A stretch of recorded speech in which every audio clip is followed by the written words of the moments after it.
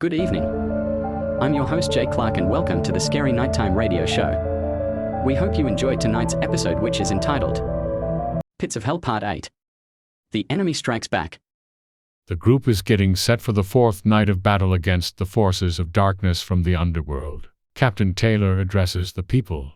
As you can see, folks, we have moved on from the original pit downtown and are focusing now on a pit in the north end of Hartford. Why is that, Captain Taylor?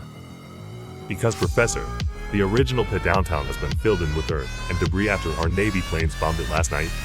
We're pretty confident this is the pit they will be coming out of to launch their attack. We sent drones down there earlier and picked up activity in the sinkhole. Corporal Jack Hita and his team will be the lookout for us. They're high up in that building there and can see right down into the pit. Let's all be careful of shapeshifters. What you think are ordinary citizens could turn out to be the Rakshasa creatures in disguise. That's true, Sergeant Cintron. Also, Rohani told us that these type of Rakshasa are called Akshazars. They are known for commanding armies of zombies to attack. Sounds like we'll have our hands full tonight, Professor. You're right about that, Jonah. Just then, Captain Taylor gets a message from the lookout. Captain Taylor, we're getting movement from the pit. Go ahead, Corporal Hita. What are you seeing? It looks like a fleet of Tiger tanks are making their way up out of the pit. We're going to have to fall back, everyone. Our rifles and machine guns are no match for tanks. What are we going to do? Just run away and let them take over the city. Negative, Frank. I have no intention of letting the city fall to them. We're simply going to retreat and let the attack helicopters send missiles into the tanks. We don't want to get hit with shrapnel or flying debris.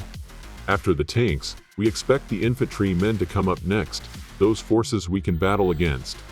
The people fall back from their positions so that the choppers can get to work. The pilots swoop in and fire missiles at the three tanks.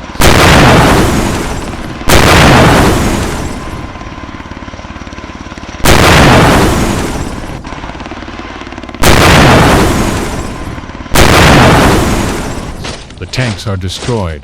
Enemy combatants are now seen emerging from the pit.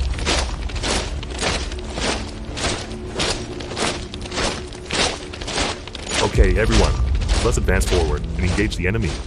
The soldiers and citizens open fire at the emerging enemy soldiers.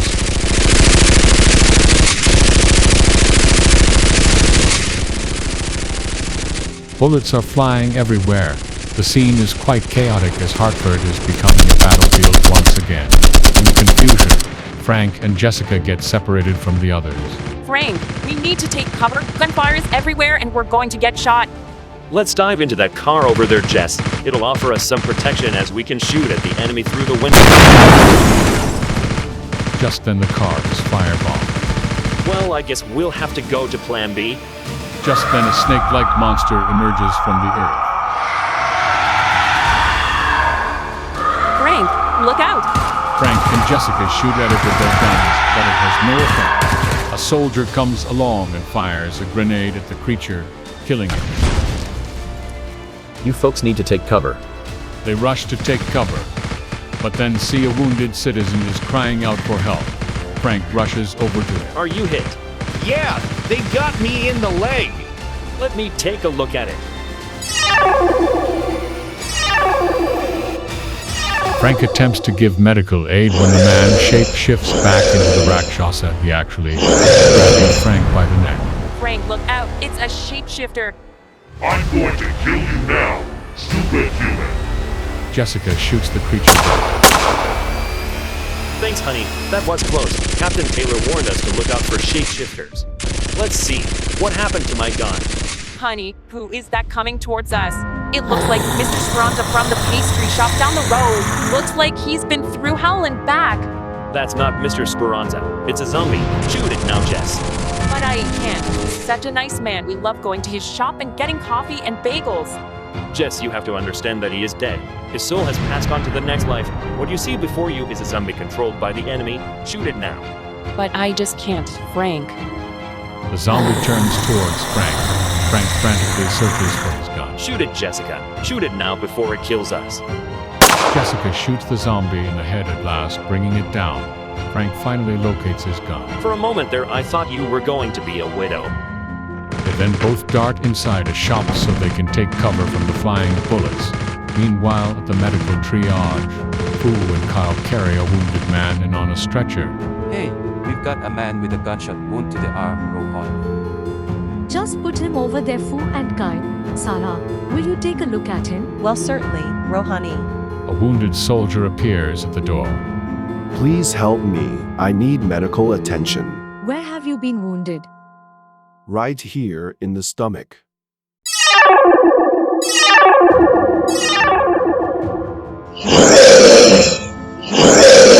Rohani attempts to take a look at the wound when suddenly the soldier shape shifts back into the Rakshasa that he actually is.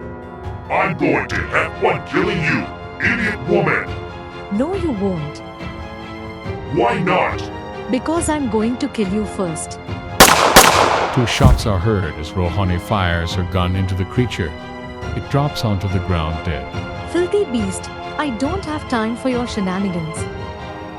Meanwhile, back at the center of town where the battle is raging and scores of people are dying, Captain Taylor gets a message from the lookout and Corporal Hida. More movement from the pit. Captain Taylor, I have a column of tanks coming out again. Okay, I'll tell the chopper pilots to stand by and get ready to strike. The tanks start emerging from the pit.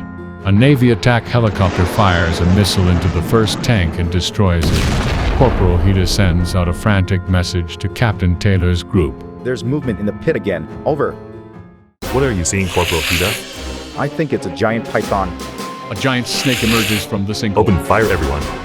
The people fire their weapons upon the snake. Finally, a soldier fires a rocket-propelled grenade at it and puts it down. There's movement in the pit again. Over. Are more tanks on their way up, Corporal Hida? No. Attack helicopters. The enemy sends out attack helicopters from the pits. One blasts a missile into a Navy chopper, bringing it down. Chopper 1 has been hit. Down. Chopper 1 is down. Repeat, Chopper 1 is down.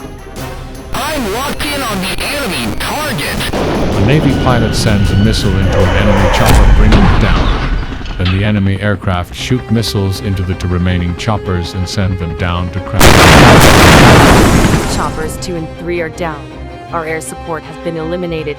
What happened to the Navy planes from last night? Captain Seymour and Pilot Mays were sent to battle in New York City. The government is putting all efforts into saving the big cities. On the East Coast, it is New York and Washington that are getting the most support. Behind them is Boston, Philadelphia, Atlanta, Miami, and Tampa. I guess Hartford didn't make the cut, Officer Murphy. What else is new, Professor? We're always playing second fiddle to the bigger cities. Well, that leaves us without any air support and no effective way to fight off the attack helicopters or the Tiger tanks. Just then, an enemy attack helicopter sprays bullets near the group. Dozens more people are killed. We're sitting ducks out here for the enemy to pick off. Let's get into that warehouse over there to seek some kind of cover. All teams, make your way to the warehouse. Get all of your people inside now. Soldiers, along with hordes of citizens, start making their way inside the buildings, getting shot at from the enemy and returning gunfire. At last, they are all inside the warehouse. Soldiers close the bay doors. Jonah helps Rohani up onto a dock. Well, thank you, Jonah. Sure thing. Liz then asks for a hand up and Jonah helps her. Well, thank you, Jonah. Sure thing. The tanks roll down the streets unimpeded now, looking for things to destroy. The enemy attack helicopters go on a search and destroy mission of the city. Soldiers and citizens start firing out through the windows of the enemy soldiers. The enemy starts to retreat and go into other parts of the city. I don't understand the enemy. Why are they retreating? You know that they could have sent missiles into these buildings and killed most of us. Why are they going elsewhere? My guess is that they have bigger fish to fry, Officer Murphy. They will probably go to the State House and set up a command and control center there. Next, they will take over any TV and radio stations so they can broadcast their propaganda and get all the citizens to surrender. The tanks will try to seal off the city, perhaps taking out a few bridges and limiting access to the area. They may even have plans to take out the power grid and leave us all in darkness. As long as we are holed up in this warehouse, we are contained and no longer a threat to them. They may not even want all of us dead. They could have other plans for us. Like eating us for lunch, Lieutenant Walker. It's true that they are vicious man-eaters, Kyle. I'm thinking more that they might want to use us for forced labor, turning all humans on the planet into their slaves, Lieutenant Walker. Captain Taylor gets a call from Corporal Hida. Go ahead, Corporal Hida. What are you seeing coming up out of the pit now? No, it's not from the pits. It's from the streets. It's the zombies.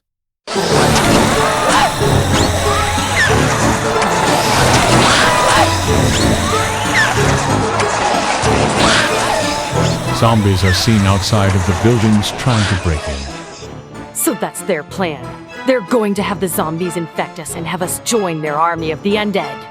Not if we can help it. A throng of zombies are able to break into the building. Open fire on the zombies, everyone. We can't let them through. The people start firing away at the undead. Meanwhile, far down into the sub-earth, we meet for the first time the Queen of the Rakshasa as she sits upon her throne. She is surrounded by her lieutenants. How much longer must I wait for our forces to defeat these primitive humans?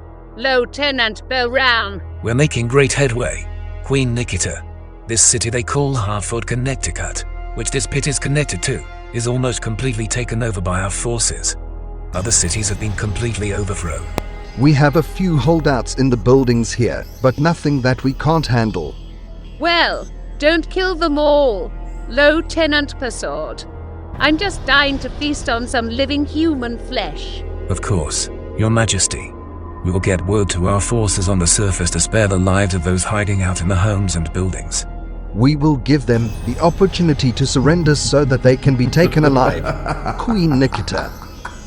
We will use them as slaves, and then when they are too useless to serve us any longer, it will be dinner time for them. I like the way you think, my dear Lieutenant Belram. But I tire of dwelling down in these depths.